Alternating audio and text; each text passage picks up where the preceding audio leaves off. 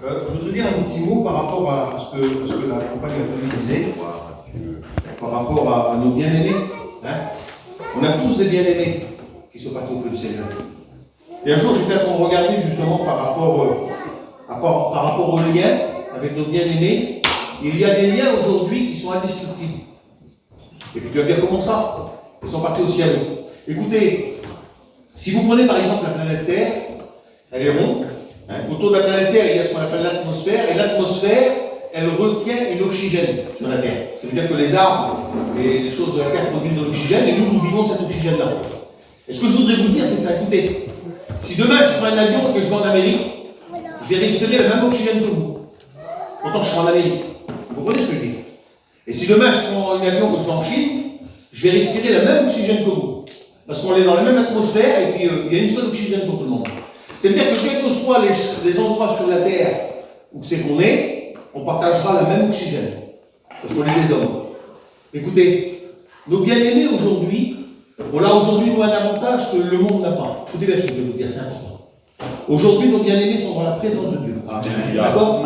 Et nous, sur la Terre, on est dans la présence de Dieu. Amen. Ça veut dire que nous, aujourd'hui, il y a ce lien entre nous et eux qui est Dieu et qui est indestructible. Ça veut dire que quand je rentre dans la présence de Dieu, je rentre dans la même présence que eux, ils sont en ce moment. Vous comprenez? Et c'est important, ça, de comprendre ça. Ça veut dire qu'aujourd'hui, Seigneur, quand je profite de toi, ça veut dire que mes bien-aimés sont dans la même présence que moi. Ils goûtent le même Dieu. Et aujourd'hui, c'est ce que nous vivons. Amen.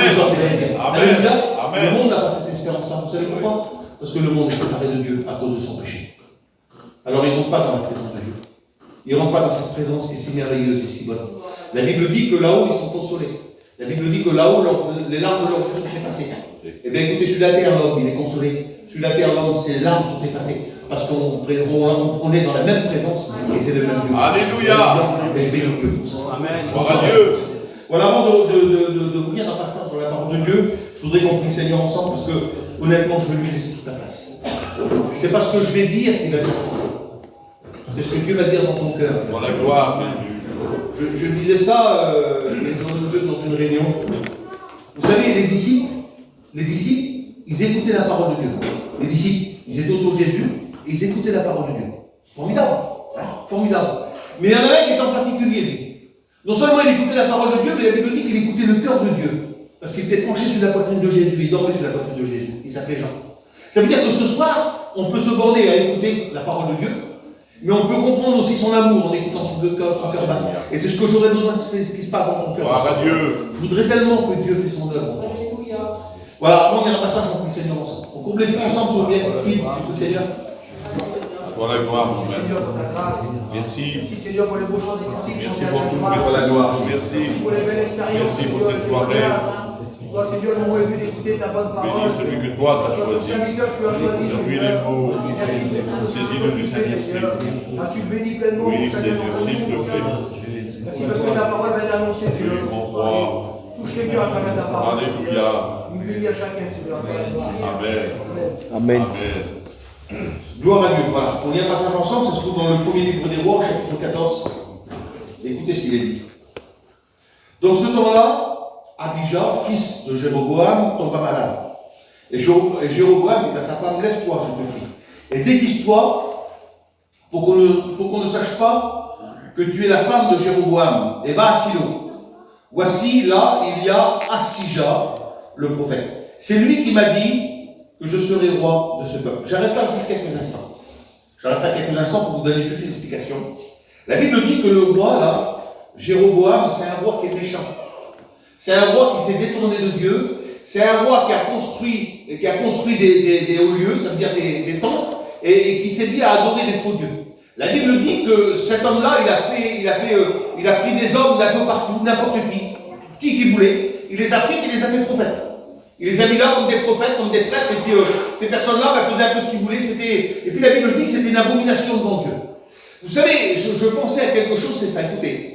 Et là, à un moment donné, il y a un de ses fils, son fils va tomber malade, et quand son fils va tomber malade, il va se passer quelque chose dans le cœur de cet homme, il va essayer de chercher le seul vrai Dieu. Écoutez, c'est important, Seigneur, de trouver le seul vrai Dieu. C'est important de connaître le seul vrai Dieu. On peut avoir plusieurs dieux, on peut avoir plusieurs façons d'adorer des dieux, mais il y a un seul vrai Dieu. Un jour, un homme a dit ça, il a dit, écoutez, il a dit, Dieu Dieu est Dieu dans sa nature et Dieu reste Dieu. Il a dit ça, Dieu n'est pas la création d'un homme, mais l'homme est la création de Dieu. Amen. Alors dans cette soirée, le Dieu que je prêche moi, c'est le Dieu qui m'a créé et le Dieu qui vous a créé à vous. C'est le Dieu créateur et non pas le Dieu créature. Le Dieu créature, vous savez comment il est représenté dans la Bible, le Dieu créature, le Dieu créé? Il se trouve dans le livre des Psaumes au chapitre 115. Et c'est David qui parle. Vous savez ce qu'il dit David? Il dit, vos dieux, vos idoles, ils sont faits d'or, d'argent, de plâtre. Ils ont des yeux, ils ne vous voient pas. Ils ont une bouche, ne parlent pas. Des oreilles, n'entendent pas. Des mains, ne vous touchent pas. Ils ont des pieds, ne se déplacent pas. Il dit, ces dieux-là n'ont pas la vie en eux. C'est ce que David va dire. Il est dépeint comme ça, ces dieux-là. C'est ça, c'est la création des hommes. Dans cette soirée, je prêche le créateur des hommes. C'est différent. Alléluia. Gloire à C'est Dieu. le créateur des hommes. Amen. Et c'est complètement différent. C'est ce qui fait toute la différence. Gloire à Dieu. Et ce soir, je prêche avec conviction ce Dieu-là. Parce que je le connais. Je n'ai pas appris par cœur quelque chose. C'est quelque chose que je vis chaque jour. Je n'avais pas les capacités d'apprendre quoi que ce soit. J'ai arrêté l'école, j'avais 11 ans, j'avais à peine lire. Je n'avais pas les capacités d'apprendre quoi que ce soit. Mais j'ai eu la capacité de découvrir qui était Dieu. Aujourd'hui, je ne parle, c'est pas l'expérience. Et ça ne m'intéresse pas de parler par connaissance. La parole de Dieu, c'est celle qui remplit nos cœurs et nos vies. Elle est utile pour nos âmes. Alléluia. Alors il va dire à cette femme, déguise-toi. Parce qu'il ne faut pas que les gens te reconnaissent. Alors, et puis tu vas aller vers le prophète. Celui qui m'a dit qu'un jour je serai roi, va voir à lui. Écoutez, on va lire la parole de Dieu ensemble. Et puis cette femme va aller pour aller voir le prophète, elle va se déguiser. Elle va s'habiller, se déguiser, puis elle va venir vers le prophète et écoutez ce qu'il va dire. L'Éternel avait dit à Ahija, donc le prophète, la femme de Jéroboam va venir vers toi. La femme de Jéroboam va venir te consulter au sujet de son fils parce qu'il est malade.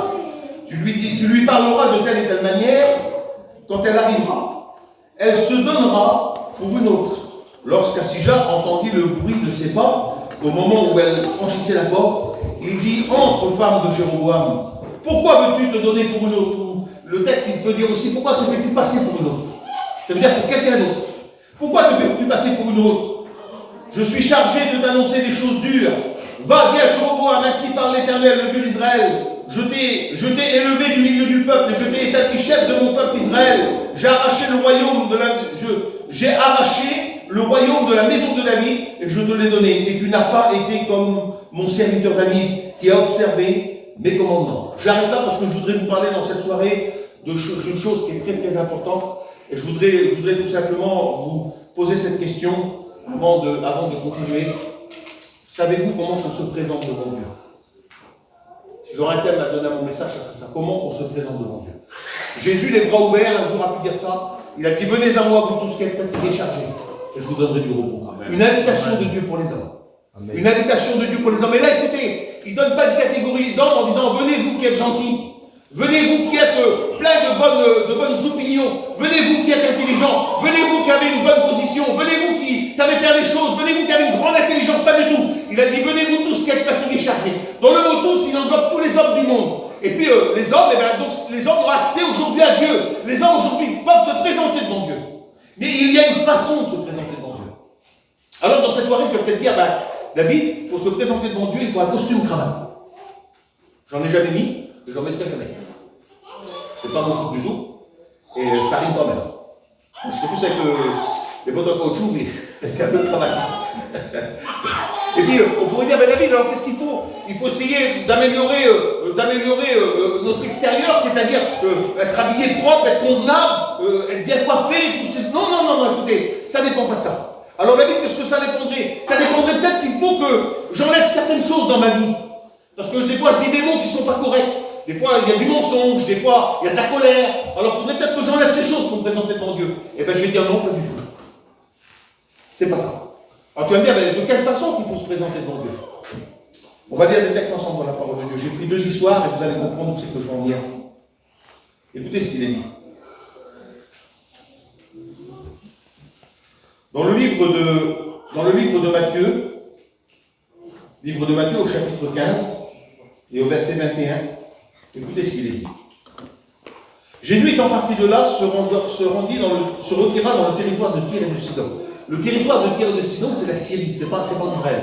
Ça veut dire que là-bas, ce n'est pas des Juifs, c'est des Syriens qui sont là. Écoutez. Et voici une femme cananéenne qui venait des contrées, lui cria « Aie pitié de moi, Seigneur, fils de David, ma fille est cruellement tourmentée par un démon. » Il ne lui répondit aucun mot. Je m'arrête là quelques instants. Et ça m'a interpellé par la parole de Dieu. Jésus ne lui répond pas. Vous savez pourquoi? Parce que devant Dieu, on se présente avec notre propre identité. C'est ce que Dieu réclame. Dieu ne réclame pas une amélioration de toi. Dieu ne réclame pas que tu viennes bien habillé ou mal habillé. Écoutez, un jour, j'ai vu un serviteur de Dieu qui rendait témoignage, un sédentaire. Il rendait témoignage, et il disait dans son témoignage qu'il était responsable d'une église. Et quand il était responsable de cette église-là, pendant qu'il prêchait, il disait que dans la rue où est-ce qu'il faisait des réunions, il y avait des clochards qui étaient là, et puis ces clochards faisaient la manche. Et puis un jour, à un moment donné, il était en train de prêcher, une fois qu'il a fini de prêcher, il descend d'estrade, et là, il voit ce clochard qui arrive devant lui. Il arrive devant lui comme ça, en marchant assez vite. Et quand il est arrivé, ce clochard devant lui, il a pris un billet, c'était un Américain, il a pris un billet de 5 $, et il lui a donné un billet de 5 $. Et puis le clochard qui était là, il a dit non, monsieur le pasteur, c'est pas 5 $ que je veux ce soir. J'ai écouté le message depuis la route, et je vais accepter Jésus. Amen. Vous savez ce qu'il a dit, cet homme-là? Il a dit, cet homme ne s'est pas changé. Cet homme ne s'est pas amélioré pour entrer dans l'église. Il a compris le message de Dieu, il est venu tel qu'il était. Vous savez ce qu'il a fait? Il a dit, cet homme, c'est vrai qu'il était écœurant. Et quand on passait devant lui, on ne faisait pas de cas. Mais il a dit tellement que j'étais heureux de ce que je voyais. Je l'ai pris dans mes bras, et puis je l'ai embrassé. Il a accepté Jésus. Il a dit, aujourd'hui, il est diacre de notre église. Et aujourd'hui, il sert le Seigneur. Alléluia. Alors, on vient avec notre propre identité. Dieu nous veut tel qu'on est. Il y a une histoire qui disait ça, qu'un jour, un homme avait marché sur le bord de la Seine. Et quand il a marché sur le bord de la Seine, il y avait des ponts, et sous un pont, il avait un clochard qui dormait. Et quand il a vu de loin cette scène-là, c'était un peintre, il a dit, c'est ça, le prochain tableau que je ferai, c'est ça. Ce clochard-là, sous ce pont. C'est quelque chose pour lui, c'était quelque chose d'important. Il a dit, je vais décider, je vais peindre ce pont et ce clochard sous ce pont. Et puis donc, il a dit, le clochard, il a dit au clochard, il a dit, écoute, je voudrais que tu viennes dans mon atelier, et je peindrai une peinture de toi. Je te peindrai. Et puis le clochard, il a dit, bah oui, monsieur, mais... Il a dit, je te donnerai de l'argent. Et bien, il dit, donnez-moi un acompte. Donc, il lui a donné un acompte. Et l'histoire dit que le clochard, il a pris cet acompte. Il a été, parce que c'était un homme qui était bien, un homme qui était riche, cet homme-là, il n'a pas osé se présenter tel qu'il était. Donc, il a passé par le magasin, il a acheté des vêtements neufs. Il s'est mis un beau vêtement. Et puis, il a été au coiffeur. Il s'est coupé les cheveux. Et puis, il est arrivé là, le jour où c'était prévu, il a sonné. Et puis, quand il a sonné, le monsieur lui a ouvert la porte. Il a dit, mais vous voulez voir? Il a dit, je suis venu pour le tableau, proposer. Il a dit, comment ça vous voulez proposer? Il a dit, oui, il dit, je suis le clochard que vous avez vu sous le pont. Il a dit, pourquoi tu t'es changé? Pourquoi tu as mis un vêtement neuf? Il a dit, moi ce que je voulais c'était le clochard qui était sous le pont. Vous comprenez? Ça veut dire que Dieu nous veut tel qu'on est. Amen. Et quand on se présente devant Dieu, on se présente avec notre propre identité. On n'essaye pas d'être mieux. On n'essaye pas de paraître mieux.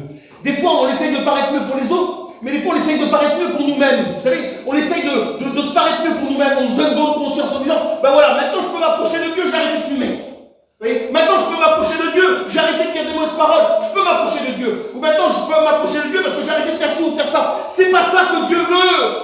Dieu nous veut tel qu'on est, avec notre propre identité, avec ce qu'on est réellement. Et cette femme-là, elle est de Tyr et de Sidon. Ça rime pas dans sa bouche chaque prière. Elle dit fils de David et pitié de moi. Elle n'a pas le droit de dire fils de David parce que pour elle ça ne la regarde pas. Elle est syrienne, elle n'est pas juive. Ça c'est ce qui sortait de la bouche des juifs ce mot-là. Écoutez, la Bible dit qu'un jour dans l'évangile de Marc, au chapitre 10, à partir du verset 46, il dit qu'il y a un homme qui est sur le bord du chemin. Il est aveugle, il s'appelle Bartimée. Et la Bible dit qu'il va se mettre à crier justement ces mots-là. Il va dire à cette femme, à Jésus qui est là en passant, il va dire fils de David, aie pitié de moi. La Bible dit que Jésus s'arrêta et le fit appeler.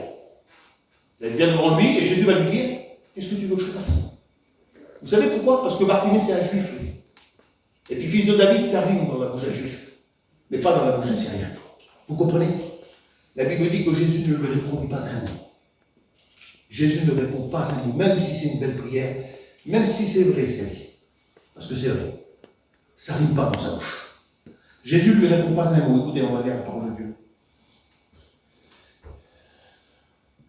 Elle lui dit, fils de David, ma fille est cruellement tourmentée par un démon.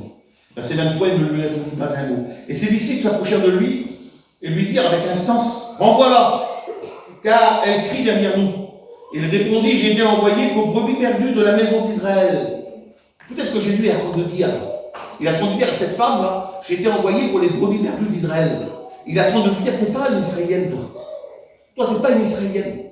J'ai été envoyé, alors, tu parles comme Israélienne, tu parles comme quelqu'un qui est juif, tu parles comme quelqu'un qui connaît Dieu, qui connaît la loi, qui connaît la Torah, mais c'est pas ça, c'est pas vrai. C'est pas vrai ce que tu dis. Ça veut dire que c'est pas ta propre identité, ça. Tu te fais passer pour une autre, tu fais comme la femme de Jéroboam. Tu essaies de t'approcher, de te faire passer pour une autre, mais c'est pas ce que Dieu veut. Et puis là, écoutez ce qu'il est dit.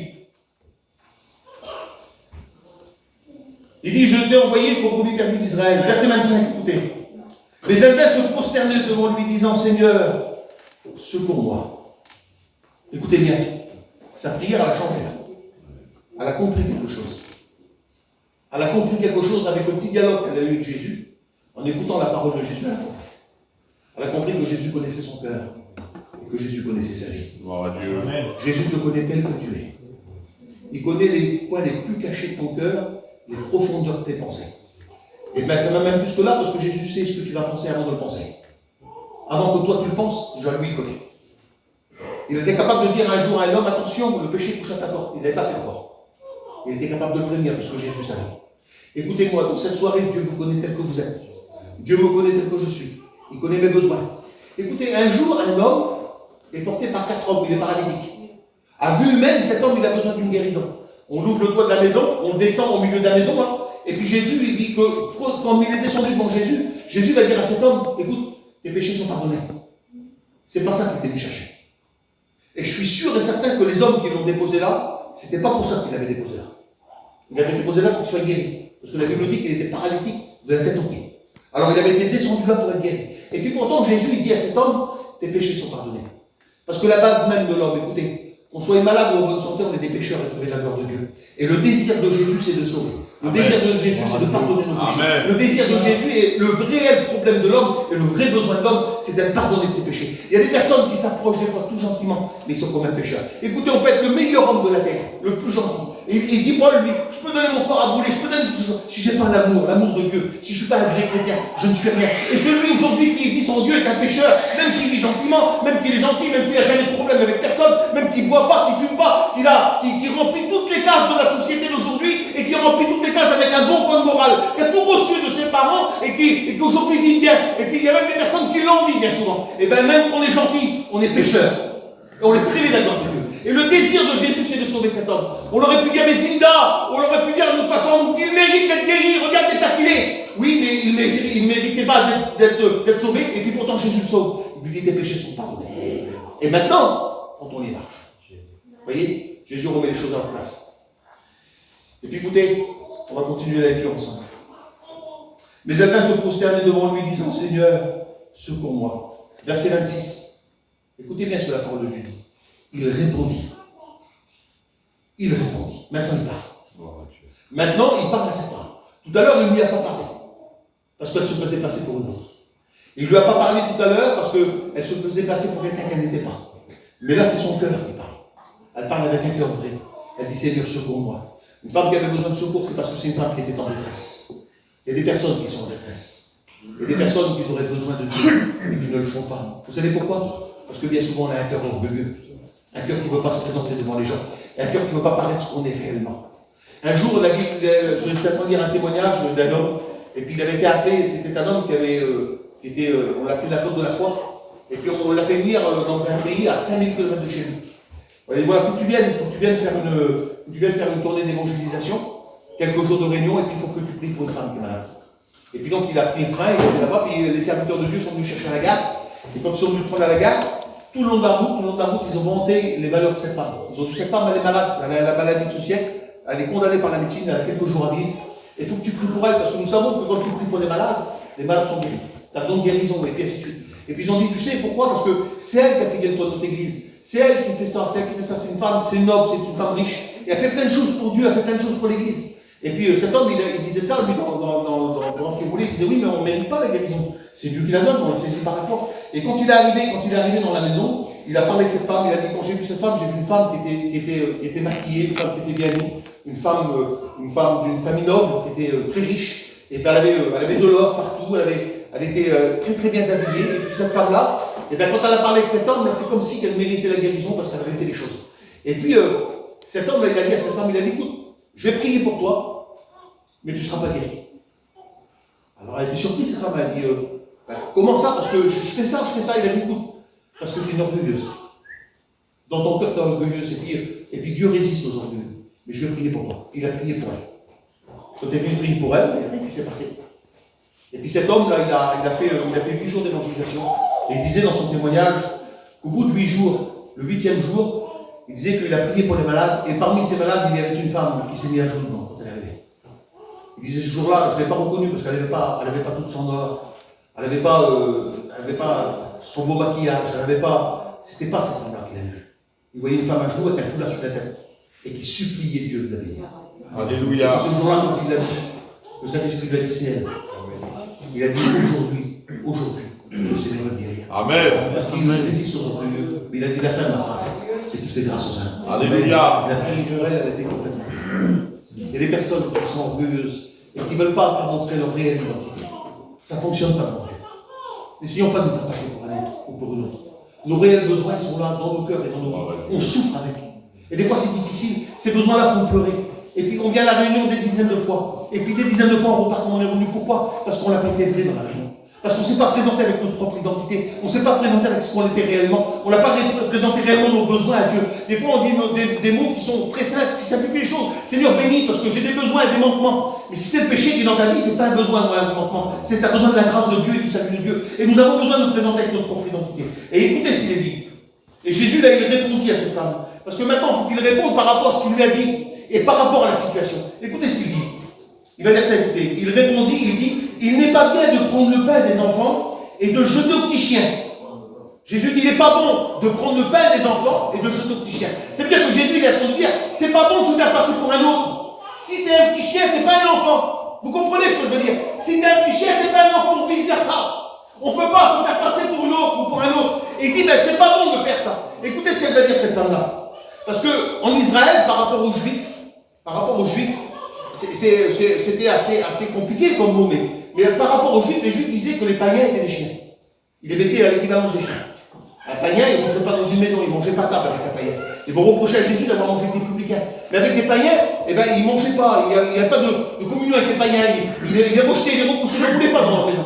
Alors pour eux, ils disaient que le païen c'était un chien. Et puis ce chien-là, ils n'en voulaient pas dans leur maison. Alors, écoutez cette femme, qu'est-ce qu'elle va faire? Écoutez à quel point que cette femme qui au départ se faisait passer pour une fille d'Israël, qui au départ se faisait passer pour une fille, pour une fille élue, pour une fille qui appartenait au peuple d'Israël, qui connaissait Dieu. Écoutez comment dans son cœur, là, l'humilité, comment qu'elle va naître et ce qui va se passer dans son cœur. Comment dans son cœur, elle va reconnaître son état réel de ce qu'elle est. Écoutez, elle va prendre conscience de ce qu'elle est. Écoutez ce qu'elle dit. Elle dit, oui Seigneur, dit-elle.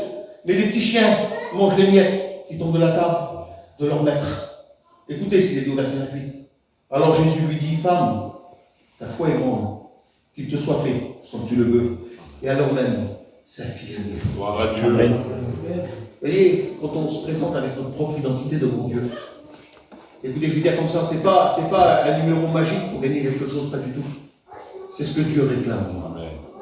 C'est ce que Dieu réclame. Il réclame la vérité. J'ai prêché à la Réunion ce après-midi à Plumeur, j'ai fait la Réunion à la prison. Et j'ai prêché sur Lazare, qui était mort depuis 4 jours. Et puis je disais à ces hommes qui étaient là, j'ai dit, vous savez, pour les gens qui étaient là, la femme va dire sur Lazare, ben, Seigneur, tu ne peux pas le ressusciter, il sent déjà. Excusez-moi le mot, il sent déjà, c'est trop tard. Et je disais, il y a des gens qui sont irrécupérables aux yeux des gens. Aux yeux des gens, on est irrécupérable. Aux yeux des gens, on ne fera jamais rien de bon de nous. C'est trop tard. Il était trop loin dans les choses. Il sent pas bon, il sent le péché, il sent pas bon. Seigneur, tu ne pourras rien faire. Et Jésus lui dit, si tu crois seulement, si tu crois, tu verras la gloire de Dieu. Ça veut dire que même si on ne le mérite pas, même si on a été trop loin dans les choses, même si on n'est pas à la hauteur, et bien dans cette soirée, si on y croit, si dans cette soirée on fait confiance à sa parole, si dans cette soirée on dit Seigneur, tu es vivant et tu peux faire quelque chose. Un jour, un homme a dit ça, il l'a dit avec un ton suppliant. Ça l'a touché sur Jésus. Jésus a été ému de compassion. Il s'était un lépreux. Il a dit Seigneur, si tu le veux, tu peux me rendre pur. Avec un ton suppliant. Jésus l'a touché. Il lui a dit, je le veux, moi. Je le veux que tu es pur. Je le veux. Mais toi, dans cette soirée, est-ce que tu es prêt?